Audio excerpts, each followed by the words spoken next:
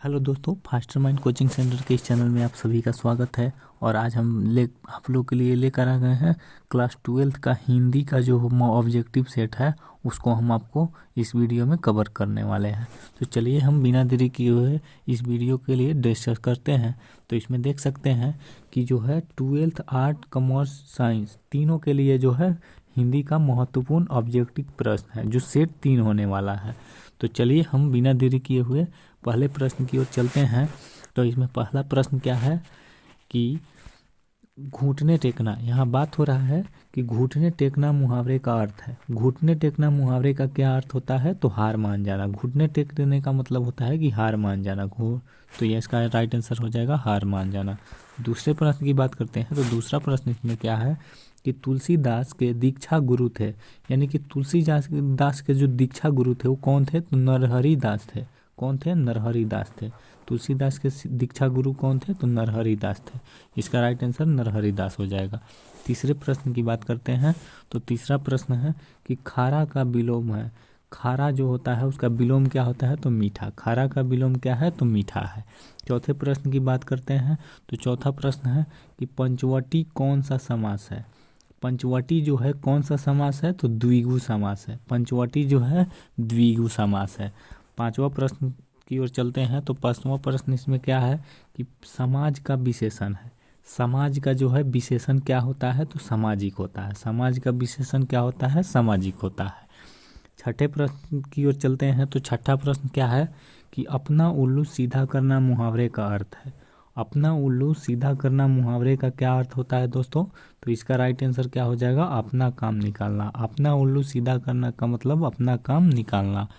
चलिए सातवां प्रश्न को देखते हैं। सातवां प्रश्न क्या है? जिसने गुरु के दीक्षा ली हो एक शब्द में कहा जाता है। जिसने गुरु के से दीक्षा ली हो उसको एक शब्दों में कहा जाता है? तो दीक्षित।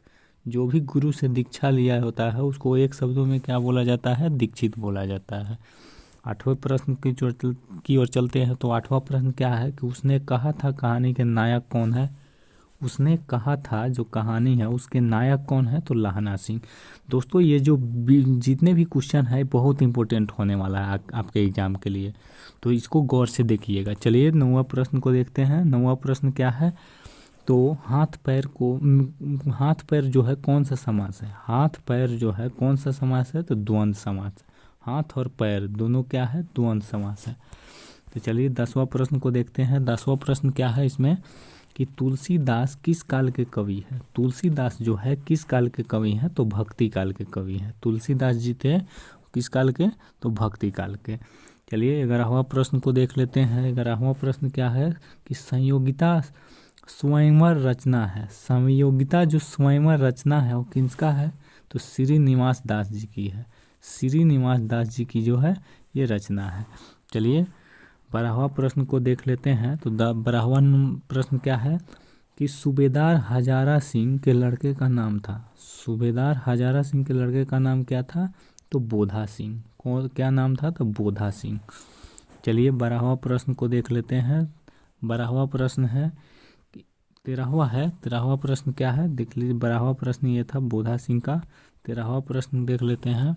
13वां प्रश्न क्या है कि किसने कहा था अभी न जाने कितने मीलों इस देश की जनता को जाना है? किसने कहा था कि अभी न जाने कितने मीलों इस देश की जनता को जाना है? तो जवाहरलाल नेहरू ने ये बात कहा था। किसने कहा था? जवाहरलाल नेहरू ने कहा था। 14वां प्रश्न की ओर चलते हैं। तो 14वां प्रश्न क्या है इसमें कि संस्कृति के 4 अध्याय किसकी कृति है? संस्कृति के जो 4 अध्याय है किसकी कृति है? तो रामधारी सिंह दिनकर जी का ये कृति है। संस्कृति के 4 अध्याय किनकी कृति है? रामधारी सिंह दिनकर जी का है। 15वें प्रश्न को देख लेते हैं। तो 15वां प्रश्न क्या है दोस्तों कि कौन सी पुस्तक अज्ञेय की है? इसमें जो कौन सी जो पुस्तक है अज्ञेय की है? तो हरी घास पर क्षण भर। हरी घास पर क्षण भर ये किसकी है? तो अज्ञेय जी का है। चलिए 16वां नंबर प्रश्न को देख लेते हैं। तो 16वां नंबर प्रश्न है कि प्रताप के संपादक कौन थे? प्रताप के संपादक कौन थे? तो गणेश शंकर विद्यार्थी थे। कौन थे? गणेश शंकर विद्यार्थी थे। 17वें नंबर प्रश्न की चलते हैं। तो 17वां नंबर प्रश्न क्या कहता है कि गांधी जी चंपारण में कब आए। ये इम्पोर्टेंट क्वेश्चन है कि गांधी जी चंपारण में कब आए, तो अप्रैल 1917 में। कब आए थे, तो अप्रैल 1917 में आए थे गांधी जी चंपारण। 18वां नंबर प्रश्न की बात करते हैं, तो इसमें 18वां नंबर प्रश्न क्या है कि सिपाही को माँ एकांकी के अनुसार लड़ाई कहाँ हो रही है। सिपाही को माँ एकांकी के अनुसार लड़ाई कहाँ हो रही है, तो बर्मा में हो रही है। बर्मा में जो लड़ाई हो रही थी, सिपाही उसी में लड़ने गए थे। 19वां नंबर प्रश्न को देखते हैं, तो 19वां नंबर प्रश्न है कि कौन सी पुस्तक जो है नामवर सिंह की नहीं है। इसमें कौन सी जो पुस्तक है नामवर सिंह की नहीं है, तो त्रिश जो है नामवर सिंह की पुस्तक नहीं है, क्योंकि त्रिश जो होता है अज्ञेय की है। त्रिश जो है त्रिश जो है उदय प्रकाश की है। किसकी है, तो उदय प्रकाश की त्रिश है। ठीक है, चलिए 20वां नंबर प्रश्न को देख लेते हैं। तो 20वां नंबर प्रश्न की बात करें तो यहाँ है कि दलित साहित्य का सौंदर्य शास्त्र के लेखक कौन है। दलित जो साहित्य था उसका सौंदर्य शास्त्र के लेखक कौन थे, तो ओम प्रकाश वाल्मीकि। ओम प्रकाश वाल्मीकि है सौंदर्य शास्त्र के लेखक हैं। और इनका एक और जो रचना है वो क्या है, तो जूठन। जूठन जो है ये भी है ओम प्रकाश वाल्मीकि जी का ही है। चलिए 21वां नंबर प्रश्न की ओर। तो 21वां नंबर प्रश्न क्या है इसमें कि कौन सी रचना मलयज की है। मलयज की बात हो रही है कि कौन सी रचना जो है मलयज की है, तो कविता से साक्षात्कार। कविता से साक्षात्कार इसका जो है साक्षात्कार ये मलयज जी की है। तो चलिए 22वां नंबर प्रश्न को देख लेते हैं। तो 22वां नंबर प्रश्न क्या कहता है कि कहानीकार त्रिच की लाश को जलाने जंगल में किसके साथ गया था। कहानीकार जो है त्रिच की लाश को जो जलाने जंगल में किसके साथ गया था, तो थान के साथ। किसके साथ, थान के साथ गया था। और चलिए 23वां नंबर प्रश्न देख लेते हैं। 23वां नंबर प्रश्न क्या है कि जे कृष्णमूर्ति का पूरा नाम था। जे कृष्णमूर्ति का जो पूरा नाम था वो क्या था, तो जीहू कृष्णमूर्ति। जे मतलब जीहू, जीहू कृष्णमूर्ति उनका पूरा नाम था। 24वां नंबर प्रश्न को देखते हैं। तो 24वां नंबर प्रश्न क्या कहता है दोस्तों कि मलिक मोहम्मद जायसी जो थे वो किस परंपरा के कवि थे। मलिक मोहम्मद जायसी किस परंपरा के कवि थे, तो प्रेमाख्यानक काव्य परंपरा। प्रेमाख्यानक काव्य परंपरा इस काल के जो थे ये कवि हुआ करते थे। 25वां नंबर प्रश्न की बात करते हैं। तो 25वां नंबर प्रश्न क्या कहता है कि सूरदास किस मार्ग से दीक्षित हुए। सूरदास जी जो थे वो किस मार्ग से दीक्षित हुए थे, तो पुष्टि मार्ग से। पुष्टि मार्ग से जो है वो दीक्षित हुए थे। 26वां नंबर प्रश्न है कि तुलसीदास के शिक्षा गुरु थे। तुलसीदास के जो शिक्षा गुरु थे तो वो कौन थे, तो शेष जो है सनातन। शेष सनातन यही जो थे तुलसीदास के शिक्षा गुरु थे। चलिए 27वां नंबर प्रश्न को देख लेते हैं। तो ये क्या कहता है, सबके हित का वचन कौन कहता है। सबके हित का वचन कौन कहता है, तो कबीर कहता है। सबके हित का वचन कौन कहता है, तो कबीर कहता है। 28वां नंबर प्रश्न देख लेते हैं। 28वां नंबर प्रश्न क्या है कि छत्रसाल दशक में छंद है। छत्रसाल दशक में जो है छंद क्या है, तो 10। छंद क्या है, तो 10। चलिए 29वां नंबर प्रश्न को देखते हैं। 29वां नंबर प्रश्न क्या है कि इनमें से कौन सी पुस्तक प्रसाद जी की नहीं है। इनमें से जो है कौन सी पुस्तक प्रसाद जी की नहीं है, तो शिवाजी का महत्व ये जो है प्रसाद जी की नहीं है, नहीं तो ये तीनों प्रसाद जी की है। चलिए 30वां नंबर प्रश्न है कि 30वां नंबर प्रश्न क्या कहता है कि सुभद्रा होगा यहाँ। सुभद्रा कुमारी चौहान के पिता का नाम क्या था। सुभद्रा कुमारी चौहान जो थी उसके पिता का नाम क्या था, ठाकुर रामनाथ सिंह। क्या नाम था, ठाकुर रामनाथ सिंह। 31वां नंबर प्रश्न देख लेते हैं। तो 31वां नंबर प्रश्न क्या है कि कौन सी कृति शमशेर बहादुर सिंह की है। कौन सी कृति जो है शमशेर बहादुर सिंह जी की है, तो काल तुझसे होड़ है मेरी। काल तुझसे होड़ है मेरी ये जो कृति थी वो शमशेर बहादुर सिंह जी की थी। चलिए 32वां नंबर प्रश्न को देख लेते हैं। तो 32वां नंबर प्रश्न क्या कहता है कि गजानंद माधव मुक्ति बोध का जन्म कब हुआ था। गजानंद माधव मुक्ति बोध का जन्म कब हुआ था? तो 13 नवंबर 1917 को। कब हुआ था? 13 नवंबर 1917 को हुआ था। 33वां नंबर प्रश्न की बात करते हैं। तो 33वां नंबर प्रश्न है कि गणेश की संधि का उदाहरण है। गणेश की संधि का उदाहरण है तो गुण संधि। इसमें कौन संधि है? तो गुण संधि है।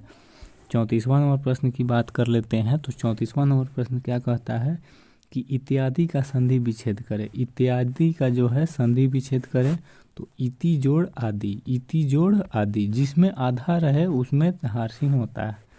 आधा जैसे त है तो त में आधा हार्सिन, त लिखकर हार्सिन देना जरूरी होता है। इत्यादि का संधि विच्छेद होगा इति जोड़ आदि। चलिए अगले प्रश्न की बात करते हैं। 35वां नंबर प्रश्न है कि पर्यावरण किस संधि का उदाहरण है। पर्यावरण जो है किस संधि का उदाहरण है? तो यन संधि। पर्यावरण जो है यन संधि का उदाहरण है। अगला प्रश्न देख लेते हैं। 36वां नंबर प्रश्न है कि मनोरंजन किस संधि का उदाहरण है। मनोरंजन जो है किस संधि का उदाहरण है? तो विसर्ग। विसर्ग संधि का उदाहरण है मनोरंजन। 37वां नंबर प्रश्न की ओर चलते हैं। तो इसमें 37वां नंबर प्रश्न है कि चौराहा में समास है। चौराहा में कौन सा समास है? तो द्विधि, द्विगु समास है। चौराहा में द्विगु समास है। 38वां नंबर प्रश्न की बात करते हैं। तो 38वां नंबर प्रश्न क्या कहता है कि रात दिन शब्द किस समास का उदाहरण है। रात दिन जो शब्द है किस समास का उदाहरण है? तो द्वंद्व, द्वंद्व समास का उदाहरण है रात दिन। 39वां नंबर प्रश्न की बात करते हैं। 39वां नंबर प्रश्न क्या कहता है कि रसगुल्ला में कौन सा समास है। रसगुल्ला, रसगुल्ला में कौन सा समास है? तत्पुरुष। रस गुलगुल्ला तत्पुरुष है। चलिए 40वां नंबर प्रश्न की बात करते हैं दोस्तों। तो 40वां नंबर प्रश्न है कि निम्नलिखित में से किस शब्द में समास और संधि होता है। किस शब्द में जो है समास और संधि दोनों होता है? तो जलोष्मा। जलोष्मा में समास भी होता है और संधि भी होता है। 41वां नंबर प्रश्न की बात करते हैं। तो 41वां नंबर प्रश्न क्या है कि नौकर का विलोम है। नौकर का विलोम क्या होता है? तो अधिकारी। विलोम यानी कि उल्टा। नौकर का विलोम क्या होगा? अधिकारी होगा। 42वां नंबर प्रश्न है कि सकाम का विलोम क्या है। सकाम का विलोम है निष्काम। सकाम का विलोम निष्काम होता है दोस्तों। 43वां नंबर प्रश्न की बात कर लेते हैं। तो 43वां नंबर प्रश्न क्या कहता है कि अनंत का विलोम है। अनंत यानी कि अनंत, कभी भी कितना भी, उसका विलोम क्या होगा? तो सीमित, यानी कि एक सीमा बनाया गया उसको सीमित कहेंगे। और अनंत का मतलब कोई सीमा नहीं, तो अनंत का विलोम सीमित होगा। 44वां नंबर प्रश्न की बात करते हैं। तो 44वां नंबर प्रश्न क्या है कि उर्वरा का विलोम क्या है? तो उसर। उर्वरा का विलोम क्या है? तो उसर है। 45वां नंबर प्रश्न देख लेते हैं कि घबराहट, घबराहट जो है उनमें कौन सा प्रत्यय है। घबराहट, इसमें कौन सा प्रत्यय है? तो आहट। लास्ट में जो आता है उसको प्रत्यय कहते हैं, तो आहट। घबराहट में प्रत्यय क्या है? तो आहट। चलिए 46वां नंबर प्रश्न की बात कर ले। तो 46वां नंबर प्रश्न है कि किस शब्द में आवा प्रत्यय नहीं है। किस शब्द में जो है आवा प्रत्यय नहीं है? तो लावा। किस शब्द में आवा प्रत्यय नहीं है? तो लावा। 47वां नंबर प्रश्न है कि कनिष्ठ, कनिष्ठ जो है इनमें कौन सा प्रत्यय है। कनिष्ठ में कौन सा प्रत्यय है? तो इष्ट। प्रत्यय यानी कि लास्ट वाला इष्ट। कनिष्ठ में कौन सा प्रत्यय है? तो इष्ट। चलिए 48वां नंबर प्रश्न देख लेते हैं। इसमें क्या कह रहा है कि कृदंत, कृदंत प्रत्यय किन शब्दों के साथ जुड़ते हैं। कृदंत प्रत्यय जो होता है किन शब्दों के साथ जुड़ते हैं? तो क्रिया के साथ जुड़ते हैं। किन के साथ? तो क्रिया के साथ।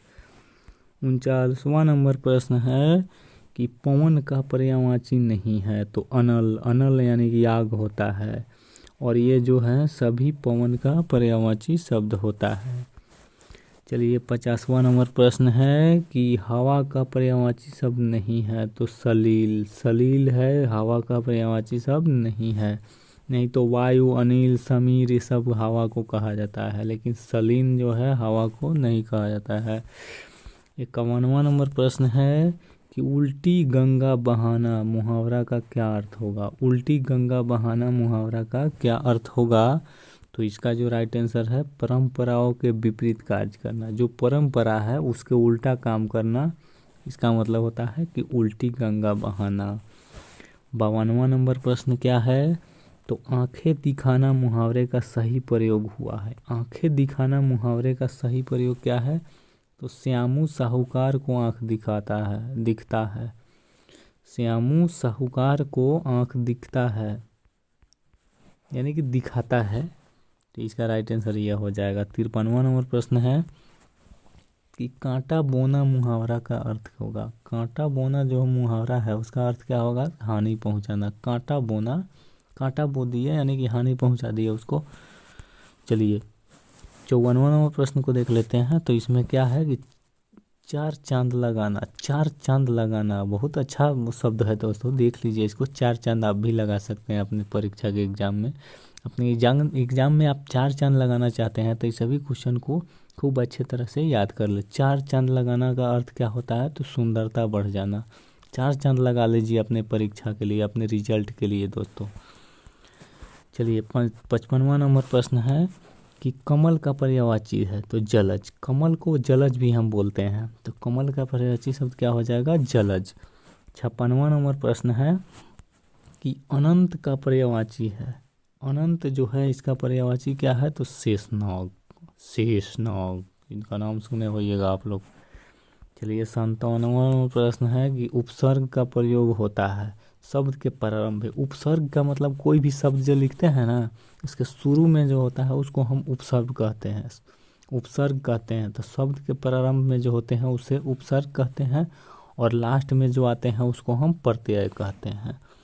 चलिए 58वां नंबर प्रश्न क्या है कि प्रख्यात में कौन सा उपसर्ग है। अब बात आ रहा है उपसर्ग का। उपसर्ग मतलब अभी हम बताए हैं ऊपर प्रश्नों में कि जो शुरू शब्द के जो शुरू में होते हैं उसे हम उपसर्ग कहते हैं, उपसर्ग कहता है। तो प्रख्यात में कौन सा उपसर्ग है, तो प्र। शुरू में क्या है, प्र, तो यानी कि उसका उपसर्ग क्या हो जाएगा, प्र हो जाएगा। तो चलिए 59वां नंबर प्रश्न का बात करते हैं। तो 59वां नंबर में है कि बेइंसाफी। बेइंसाफी में कौन प्रयुक्त उपसर्ग क्या है। उपसर्ग का फिर बात हो रहा है, तो उपसर्ग मतलब शुरू में जो है तो बे है, यानी कि बे आंसर इसका राइट आंसर हो जाएगा। और आज के लिए 60वां नंबर प्रश्न जो लास्ट प्रश्न है आपके लिए, इसमें कहता है कि प्रतिकूल में कौन सा उपसर्ग है। प्रतिकूल में कौन सा उपसर्ग है, तो प्रति। प्रति जो है ये उपसर्ग है प्रतिकूल में। तो चलिए दोस्तों हम यहीं पे इस वीडियो को समाप्त करते हैं। हम आशा करते हैं कि वीडियो आपको समझ में आया होगा, और ये इसमें जो भी क्वेश्चन है बहुत इंपॉर्टेंट होने वाला है आपके एग्ज़ाम के लिए। तो इसलिए इस वीडियो को लाइक कर दीजिए और इस वीडियो को अपने दोस्तों में शेयर कर दीजिए, ताकि इस वीडियो का फ़ायदा आपके दोस्तों को भी मिल सके। इसमें कोई बेईमानी नहीं। और मेरे इस चैनल को आपको अच्छा लगे तो मेरे इस चैनल को सब्सक्राइब कर ले, ताकि जो भी वीडियो है आगामी आने वाला है वो सभी आपको मिलता रहे।